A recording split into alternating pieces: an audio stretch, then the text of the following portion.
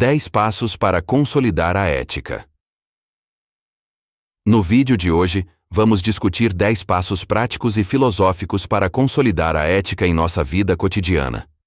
Esses passos são inspirados em diversos pensadores e escolas filosóficas, mas principalmente no estoicismo e na ética prática. Vamos, primeiro passo: autoconhecimento. O primeiro passo para consolidar a ética é o autoconhecimento. Autoconhecimento nada mais é do que a consciência que temos de nós mesmos, ou seja, é conhecer a si mesmo, é ato de olhar para si mesmo. A partir do auto-olhar é possível relatar e analisar os próprios comportamentos, reconhecer os próprios limites e identificar quais as melhores decisões a serem tomadas na vida. Portanto, quando falamos em autocuidado, estamos falando em priorizar a si mesmo. Podemos então dizer que o autoconhecimento nos leva à consciência de nós mesmos, como afirmava Sócrates. Conhece-te a ti mesmo. Sabendo que na teoria tudo é praticável, é importante destacar que desenvolver o autoconhecimento é uma construção diária, e é válido destacar que o processo acontece de maneira distinta de pessoa para pessoa, e que esse processo não apresenta apenas aspectos positivos da pessoa que somos. Segundo passo: princípios e valores claros. O que são valores humanos?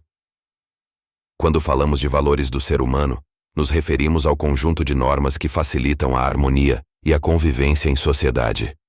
Estas normas são válidas em um período de tempo e em uma época determinados, e são parte do desenvolvimento humano, já que foram surgindo mediante seu crescimento, humanização e conquista de liberdade. Tratam-se de valores que apareceram como resultado do esforço das pessoas para conquistarem a si mesmas e o amor dos outros. Tipos de valores humanos. Os valores do ser humano são classificados por sua natureza e características. Segundo o conhecimento filosófico, os principais tipos de valores são os seguintes: valores morais. Aqueles relacionados com as virtudes e a realização como seres humanos. O objetivo dos valores morais é a busca pelas virtudes. Separam o que é bom do que não é. Valores religiosos. Estes valores humanos são determinados pelas diferentes religiões e geralmente baseiam-se em conceitos de bondade, fé e sacrifício. Valores humanos são valores próprios das pessoas e de sua natureza. Seu objetivo principal é melhorar a convivência e fomentar a empatia. Valores universais. São valores humanos aplicáveis em todas as sociedades, culturas, condições econômicas e religiões. A tolerância e o respeito, por exemplo, são dois valores universais. Valores estéticos. Como seu nome indica, os valores estéticos têm como objetivo a própria beleza e o prazer da harmonia. Estes valores se aplicam principalmente na arte e na expressão criativa. Valores intelectuais. Este tipo de valores coloca seu foco na busca do conhecimento e da verdade. Valores físicos. Segundo a teoria da pirâmide de Maslow, este tipo de valores do ser humano está relacionado com manter um certo nível de bem-estar e saúde física, evitando assim estados de enfermidade e debilidade. Valores sociais. Os valores sociais são aqueles reconhecidos por uma cultura ou sociedade, cujo objetivo é fortalecer os vínculos humanos. Valores afetivos. Encontramos estes valores do ser humano muito próximos aos sociais. Os valores afetivos são aqueles relacionados com o amor, o carinho e com o prazer interpessoal.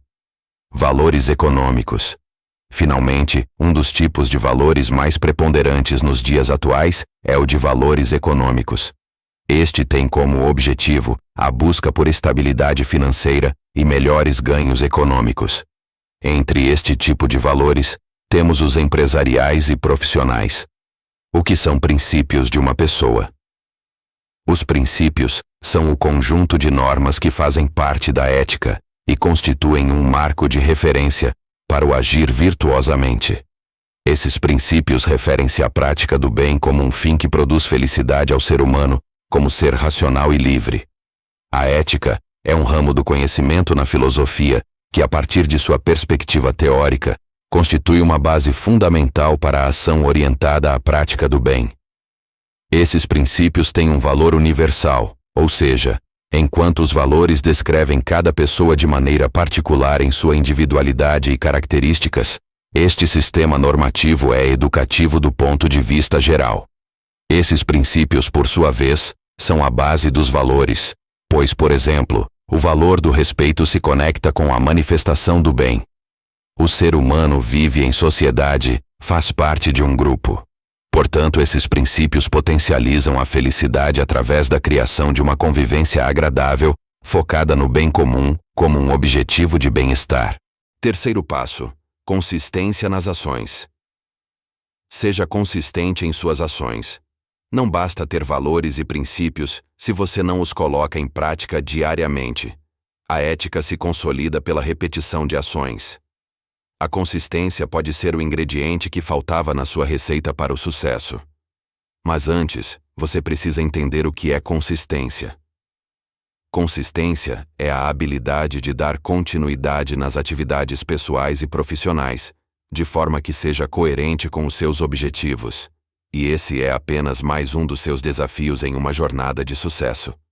Provavelmente, em algum momento da sua vida, você pensou em iniciar uma rotina de exercícios físicos. No começo até que foi bacana, mas com o passar do tempo, você acabou desistindo. É justamente por isso que você precisa aprender como ter mais consistência nas suas metas. A desistência de um hábito é um dos maiores sinais da sua falta de consistência. É importante que você saiba que a consistência é tomar a mesma decisão, todos os dias, porque você acredita nos resultados dessa ação. Você sabia que um dos maiores inimigos da consistência é a desistência?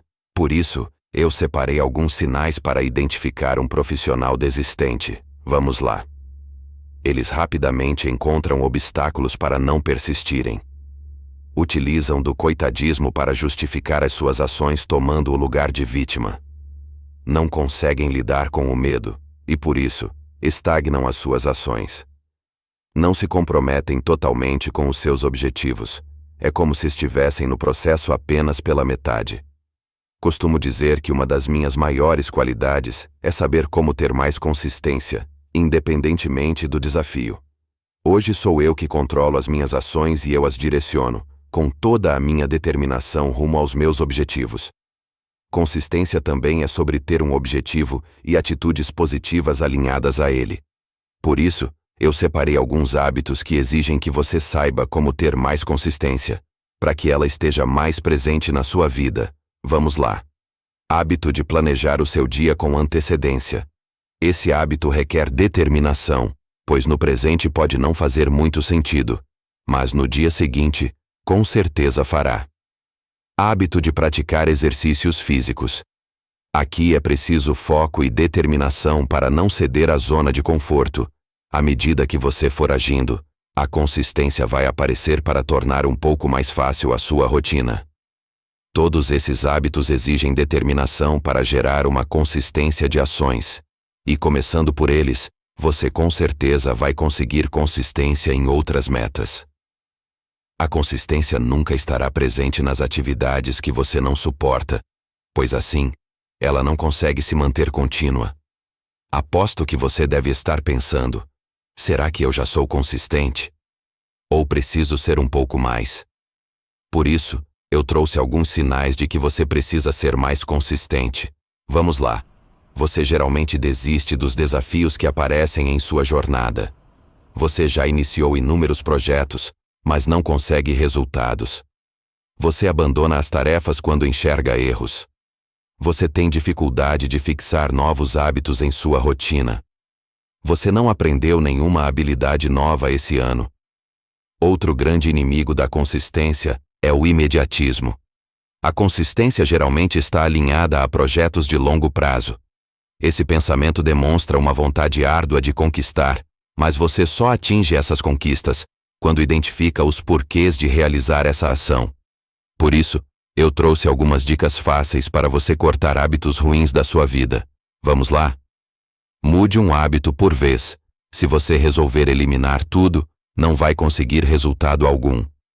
Diminua o hábito de forma gradativa, assim você progride aos poucos e com excelência. Não se pressione. Quando você se estressa, fica mais difícil lidar com hábitos ruins. Se nada tiver dado certo até agora, procure substituir os hábitos ruins por hábitos bons. Elimine os gatilhos que ativam os seus maus hábitos, assim fica mais fácil lidar com eles. Saber como ter mais consistência é entender que você não precisa ter uma performance perfeita todos os dias.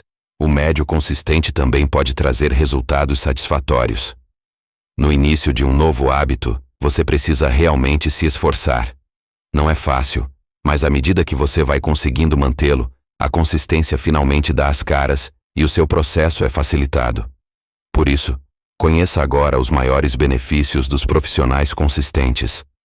Planejamento é a palavra-chave para esses profissionais, porque assim, eles conseguem otimizar a sua jornada de trabalho. Atingem mais resultados a longo prazo, porque todos os dias empilham um tijolo a mais para o seu castelo de sucesso. Conseguem implementar novos hábitos com mais facilidade. Possuem um poder de decisão mais fortalecido e conseguem cumprir as suas promessas. Interessante, não é?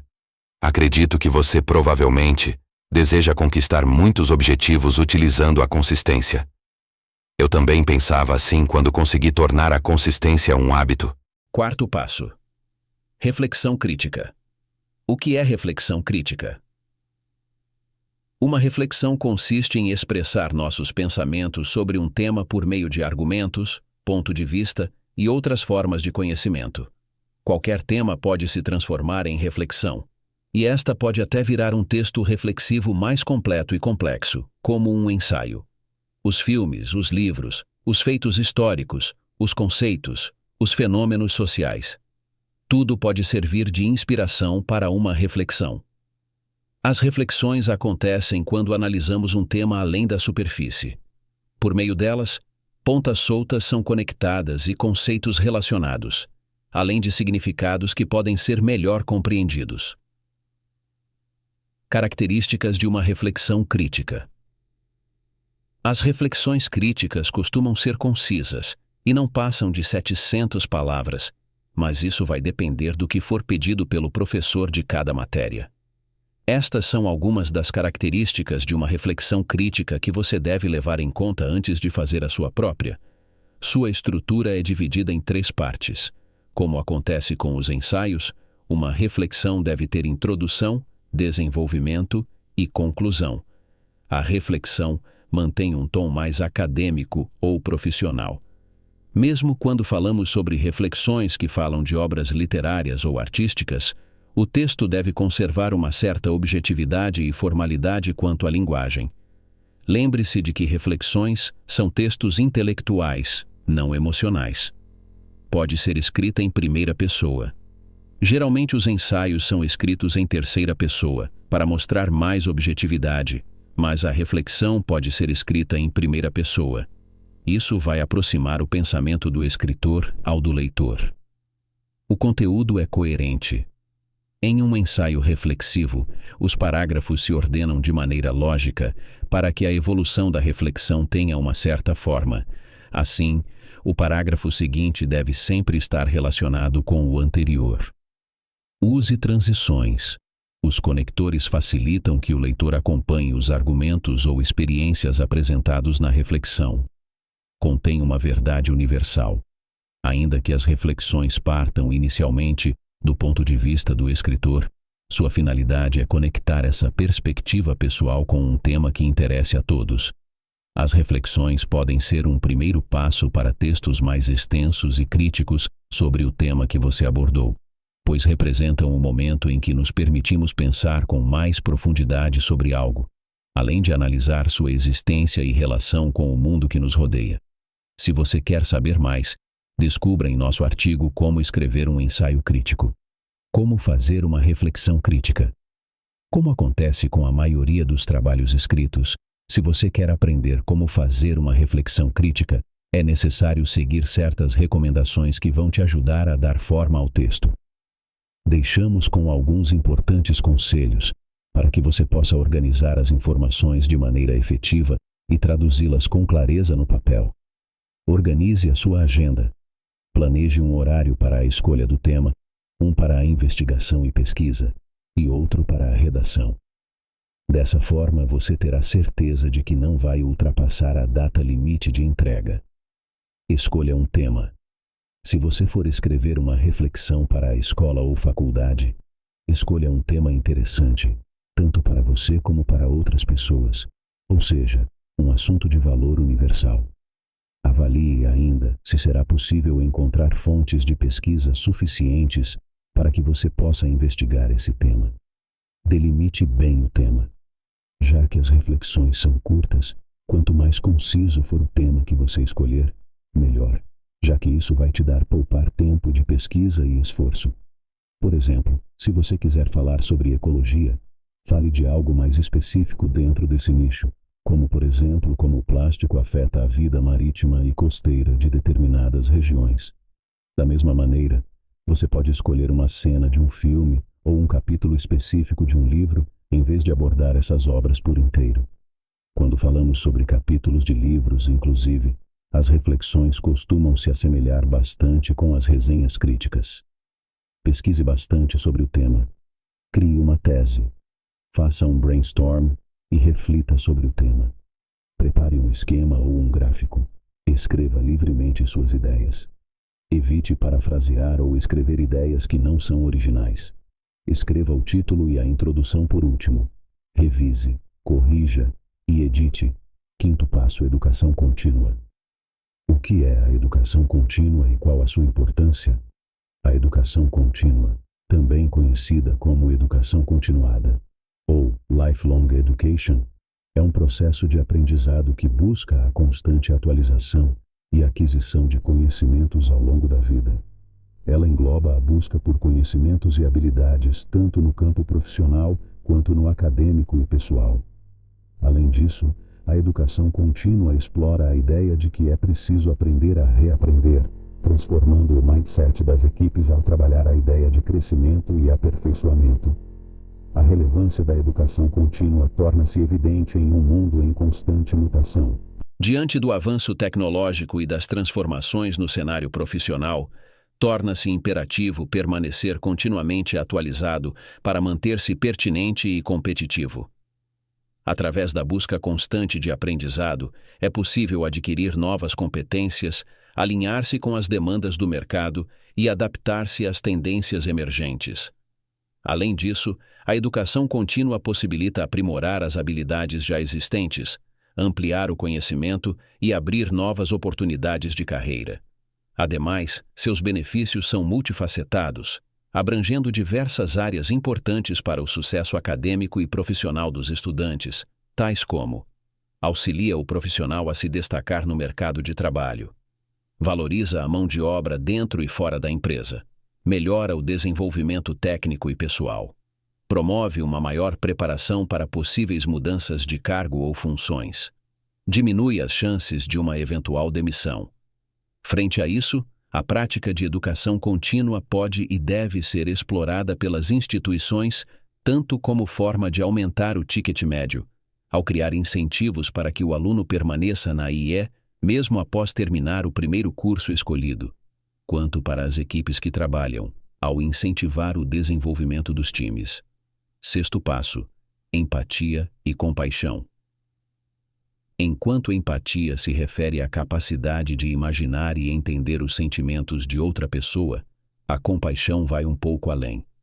Compaixão se refere ao sofrimento que sentimos ao ver outra pessoa sofrendo, e que nos desperta uma vontade muito grande de ajudar ou confortar. Sétimo passo: responsabilidade pessoal. A responsabilidade pessoal está diretamente relacionada à autorresponsabilidade. Quando assumimos a responsabilidade por nossas ações, nos tornamos mais conscientes de como nossas escolhas e comportamentos afetam nossa vida e a vida dos outros. Oitavo passo: transparência e honestidade. Seja transparente e honesto em todas as suas interações. A confiança é fundamental para relações éticas e é construída com base na verdade e na clareza. Nono passo: tomada de decisões racionais. Tome decisões racionais. Use a razão para avaliar as consequências de suas ações e escolha sempre a opção que promove o bem. 10º passo. Prática contínua. Por fim, pratique continuamente. A ética não é uma meta que se alcança, mas um caminho que se percorre todos os dias. Mantenha-se firme em seu compromisso.